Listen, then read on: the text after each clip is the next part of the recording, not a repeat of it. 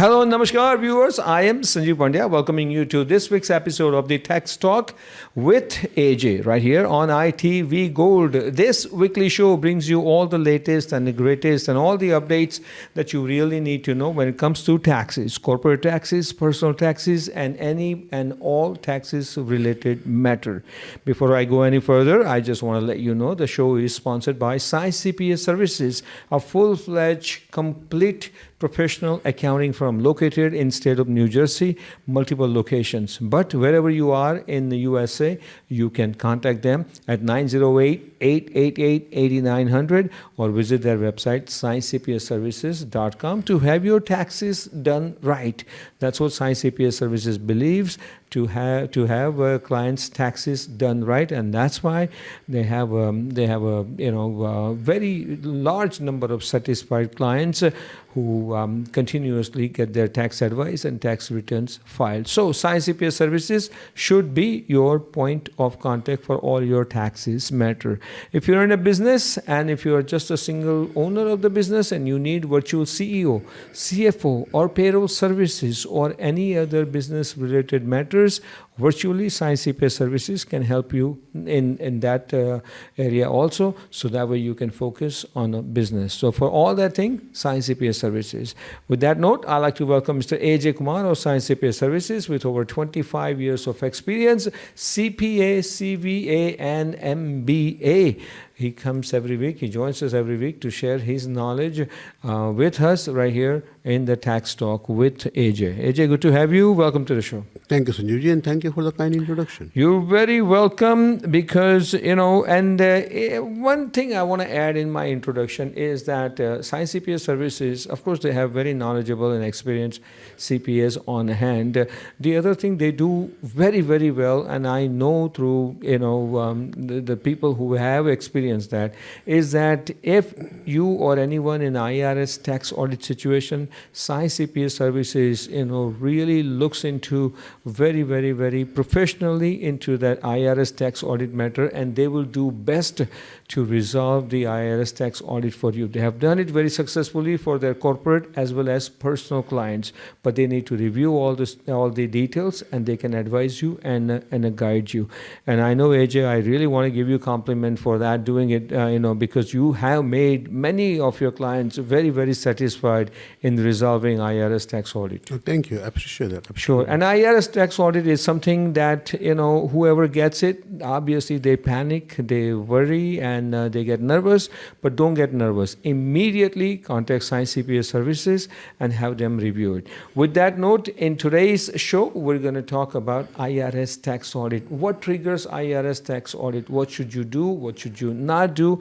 All the details, we're going to hear it from Mr. AJ Kumar. So, AJ, the first question is, of course, IRS tax audit is always a burning issue, and a few people, when IRS randomly picks them up and they're audited. What triggers IRS audit? Yeah, absolutely, Sanjeevji. And a timely discussion. We just finished the tax season a couple of weeks ago. A lot of people probably will be getting some IRS notices, some deficiency notices, some tax liability notices.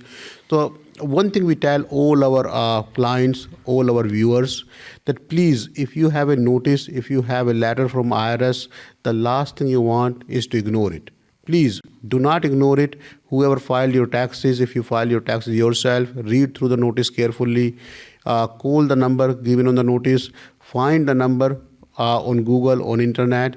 A lot of time these notices are scam notices, and they have a phone number over there, and that number is also a scammer's number. So be careful which number you are calling and what website they're asking you to go, if they're asking you to pay immediately. So don't fall for any scam. If somebody is asking you to pay cash or these prepaid cards, that sort of a sign of a scam. IRS calls do not push you, do not force you to pay right away. They do not ask for a prepaid card. They do not ask for cash. And then you can always verify with an accountant, with a CPA, or by going to local IRS office if the notice that you have is a legitimate notice or not. And this is the season. You see, it's a Thanksgiving, Christmas season. It's a festival season. It's the season of a scam too. So we want to bring to your attention what are the typical IRS agents, what are the typical triggers for these IRS audits. So we can start with not filing the taxes properly. And what we mean here is if you don't report all sorts of income, let's say if you have multiple W-2s, some 1099, some rental income, some interest income, and dividend income from the stocks, some crypto transaction, and you are not reporting everything. So a lot of this information get reported to IRS before it's reported to you. So all 1099 copies, all W-2 copies are sent out to IRS before it's sent out to you. So IRS already has a record of what you should be reporting. When you file your taxes, if it's not syncing up, if it's not matching with the information that IRS has, more than likely you will get a notice asking you to clarify why you did not include certain transaction. Very good. Okay, absolutely. Now, one thing you mentioned about scams, yes, and scams going out, but another thing, viewers, that you should keep in mind is that IRS never ever calls a taxpayer. So if someone calls you and says that they are calling from IRS, it's definitely a scam. You're 100% right. Unless you own a business, you have to have a business and a tax liability against the business. For individual taxpayers, IRS doesn't call. Absolutely. If you have a business and IRS is calling, stay polite, get their number, get their ID, and then ask them to email or fax or mail the information to you. Give them the fax number, give them your address, verify the address. Instead of you giving them the address, ask them to verify your address. So try to give limited information. If they are really IRS, they should have your address in file. They should have your name, address, social security number. A lot of time these IRS agents, the scammers, they will try to verify, give me the last 4 digits of your social. Where do you live? Just don't fall for it. Yep. Okay, very well. Now let's continue our topic, IRS tax audit. High income levels, that's where they really need, they target those high income level people. So AJ, tell us, what should the high income level individuals do in the tax return to avoid the audit? So statistically speaking, higher the income, higher the audit rate for the IRS. Chances are high. Chances are high, and if you look at the actual statistics, if you look at the actual audit rate, you will find the people in the higher income, people who are making more than $1 million, have up to 8% audit rate. People who are making more than $200,000, they have up to 4% audit rate. People have who are making less than $50,000, they typically have less than 0.5% audit rate. What we are saying is more income you have, more potential audit probability you have. So you have to be careful. You have to know, you have to make sure you're reporting everything. If you have foreign transaction, if you own a company here, your US company owns an Indian company, meaning if you have complexity in your situation, consider filing an extension, consider getting all the information, make sure you download a tax transcript, and more complex the situation you have, lesser the reason you have to do it yourself. Try to find a competent accountant who is familiar with your type of situation and let them file it for you. Okay. All right. The next item that I know is the large charitable contributions. Absolutely. So charitable contribution is a sacred thing. IRS allows up to 60% of cash charitable contribution and up to 50% of non-cash contribution. There are a lot of plans where you are allowed to donate certain rights. Let's say, for example, if you have a property and it's on the highway and the state doesn't want to construct this property, you can give up the right of construction. If you have a historical property, you can give up the right of construction on your historical property. In those cases, you qualify for non-cash donation, but those things are highly scrutinized. Take an example. In your income level, if every year you have been claiming 5,000, 6,000, 7,000 of donation, and suddenly your donation is 50,000, you better provide the receipts around it, especially if it's a non-cash donation. The worst part is a lot of people send these used clothes to Red Cross Society, and a lot of time they will just give you the receipt. They don't have the proper appraisal around it, and people are filling up those numbers themselves on the Lupus receipt, on Red Pro Society receipt. So just be careful what you're claiming, and if the number seems out of proportion based on your history, based on your prior tax return, in those cases, it's common for IRS to be asking for the proof. Remember, all donation, all such proof receipts must be contemporaneous in nature, meaning you cannot say, I know the Panditji, I know the temple. If the need It be, doesn't work that way. I can get the receipt. The receipt has to be there with you at the time of filing. Yep. Otherwise, you should not be claiming the expense. All right. The other two areas where the taxpayers find it really, really good to take advantage of it. One is the business expense, and the other one is a home office deduction. Absolutely. So people get carried away, especially when it comes to the home office expense or single member LLC, which goes on Schedule C. The best part is you don't have to have a business to claim business expense, meaning you can have intentions to open a business. You can be trying a new business without forming the proper LLC. Legally, you are allowed to put those expenses on Schedule C. C as in Charlie. But remember, Schedule C is the most audited schedule in IRS records. So when you are claiming any expense on Schedule C, you have to be careful. You are adding potential audit in your situation. Home office expense is extremely tricky. You have to see how much of the space you are using. Is it used exclusively and consistently, regularly? Meaning you can't really say, I have an office table in my bedroom, and that's why I want to claim the home office expense. That's not how it works. It has to be a separate area, separate window, no bed. And then you have to see how big of this is space. Let's say your total house is 2,000 square feet. And this is space that you have, this separate office exclusively, is 10 by 10. Then 10 by 10 is 100 square feet. Then you can claim 5% of the other expenses for your office. The worst part, when you sell the home, the percentage of the home that you are claiming as a business expense, that part becomes a taxable transaction for you. Remember, when you sell the primary home, the first $500,000, married filing jointly, first $500,000 of gain is non-taxable. But if you have been using the home for business, in this example 5%, then 5% of the capital gain is going to be taxable. So you have to be careful what you claim and look at the repercussions of what you are claiming. Okay, very well said. With that note, we're going to take a break. And viewers, when we come back after this messages, AJ is going to touch upon more IRS tax related issues, which you don't want to miss it. So stay with us. We'll be right back.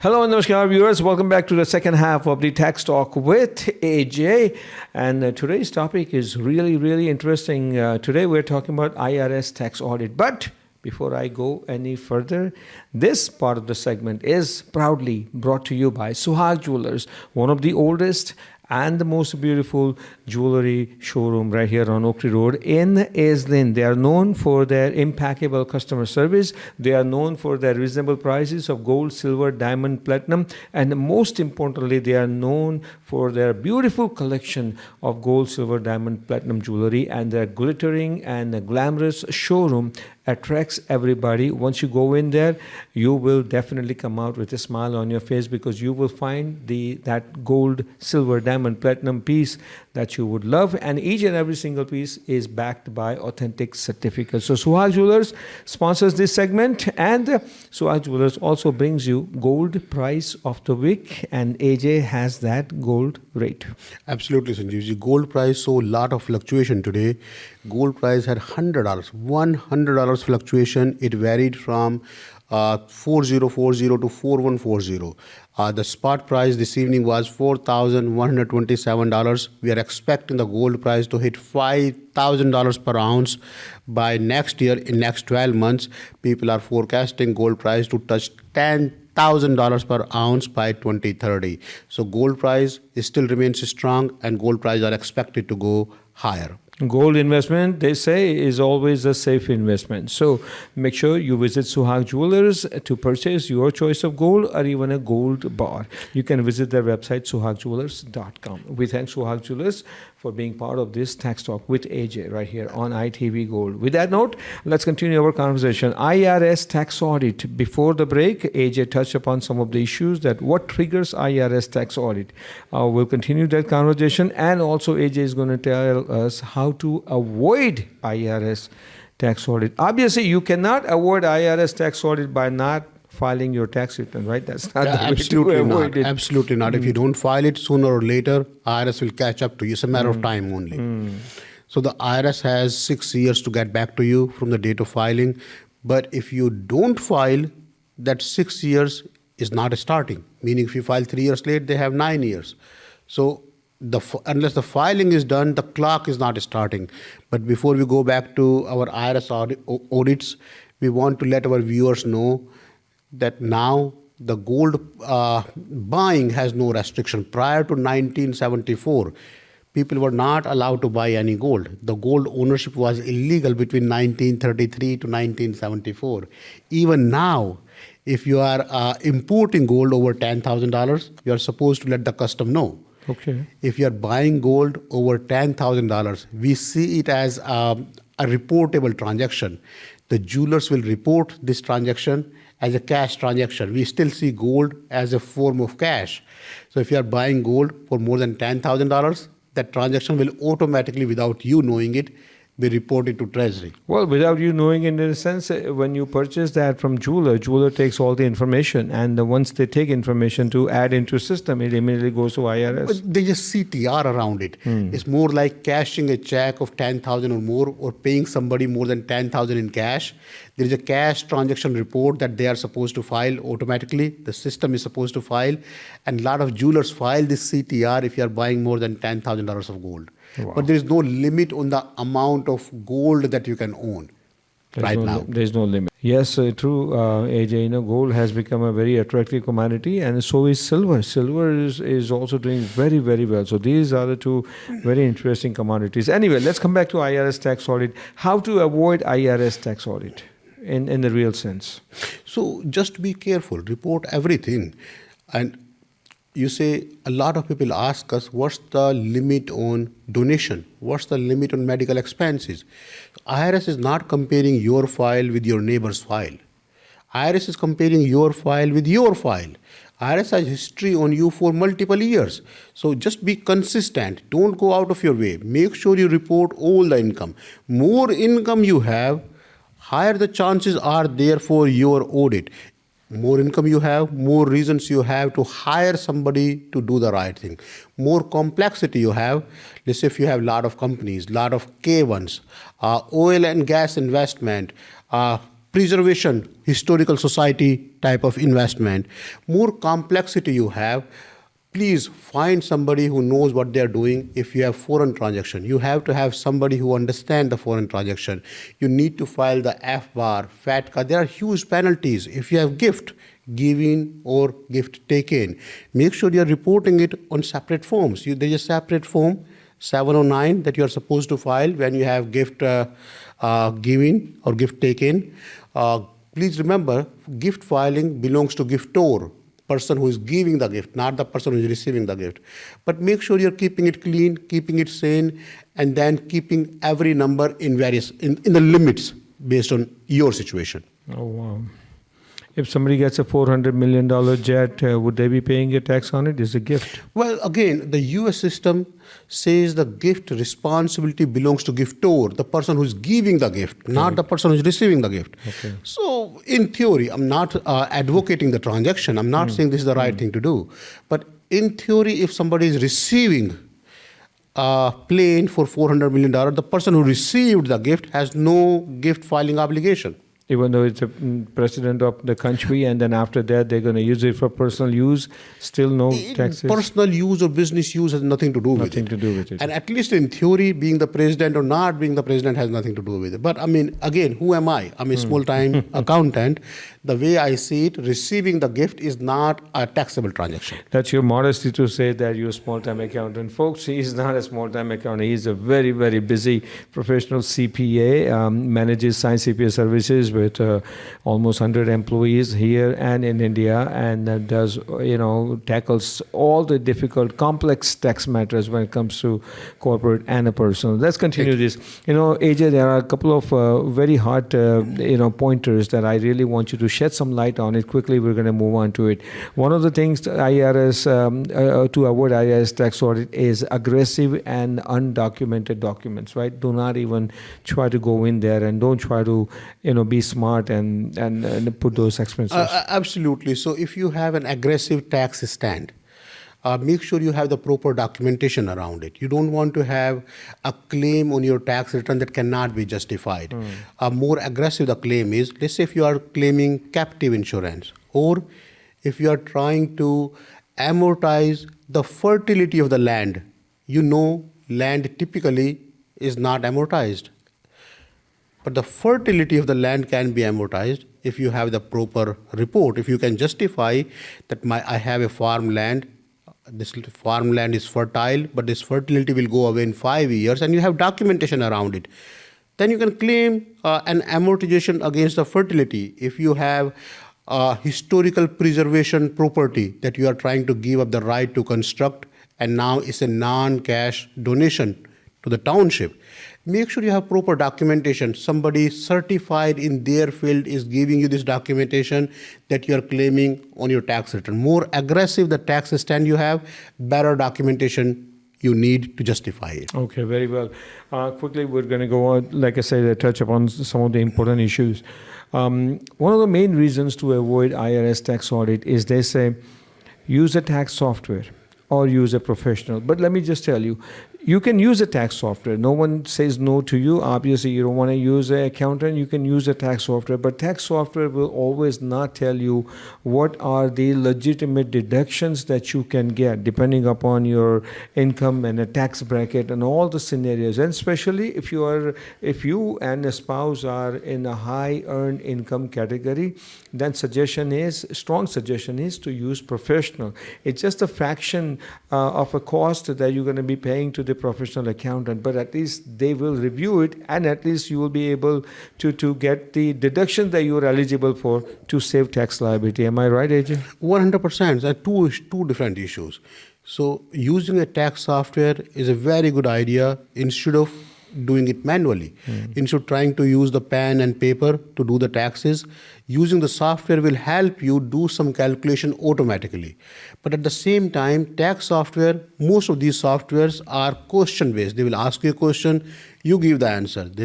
But they don't really know the consequences. Let's say if you have a business and then you have a home office, what expenses are claimed? You went for meal. Is it claimable or non-claimable? You are deciding it. The software is not deciding it. Software is saying, give me the meal expenses, and you are putting in a number. But that meal expense should not be claimed because that's your meal. You would have eaten anyway. So software is guiding you, and based on your information, based on the decision that you are making, software will try to calculate the taxes. So software is better than doing it manually. But if you are in high earner income bracket, please try to use professional help. Absolutely. It's always a good idea to use professional tax account, especially, if you are in a high earned income category. That's always a good. And the other good thing is you must separate your business and the personal finances. 100%. You don't want to be commingling the funds. If you commingle the funds, then we don't know which expense is business expense and which expense is personal expense. Even if you don't qualify for a business credit card, a lot of times the new business owners do not qualify for a business credit card. So they end up using a personal credit card for their business expenses. Even then, keep one separate card for business expense only. Do not have the same credit card used for personal expenses and business expenses. We see that situation a lot of time with car. They have one car which is under their name. just because part of the car or part of the travel is done for the business, they try to push the whole car's lease expenses into the business expense. Just try to avoid those type of situations. Absolutely. And the last but not the least, when we have about a minute and a half to go into AJ, let's talk about staying current on a crypto and the foreign asset rules. That's really important. Absolutely, Sanjeev ji. So cryptocurrency transactions are now reported to IRS. If you have any exposure to cryptocurrency, please make sure you're reporting it. It's not difficult. It's like any other stock.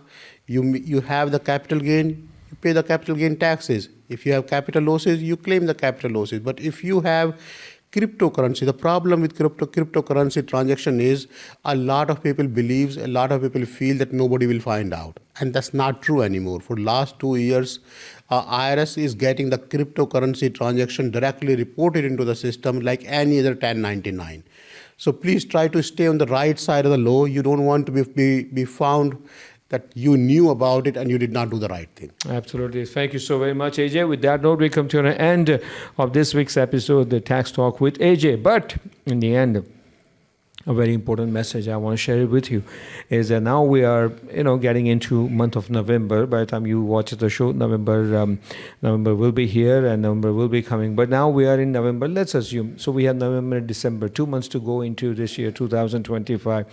Please look at your taxes right now. Look at your income, the possible income by the end of the year, and then your finances and everything else, because this is the time where you can invest money in one of those plans where you save on your tax liability, not the refund. Refund is something different, but the tax liability. So if you really invest money in one of those plans which are authorized by the government, approved by the government, you can reduce your tax liability. So do pay attention to that matter. Do not avoid it, that you can only do it till end of December. But why wait till end of December? You must contact Science CPA Services now, 908-888-8900, or visit their website, sciencecpaservices.com. They'll guide you, advise you, and also suggest you where you can invest the money. So it's a time right now to look into it, few minutes, few hours, a day or two. It will really, really help you to save your tax liability. AJ? Anything to add to that? Absolutely. If you are in New Jersey, November is here. We have the election week this time.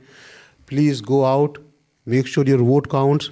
You owe it to yourself. This is your responsibility. This is your right to vote for the right candidate that you believe in. So with all that, please give us a call if there is any question, and we'll be happy to help. Sure. A good reminder for vote. You must go out and vote.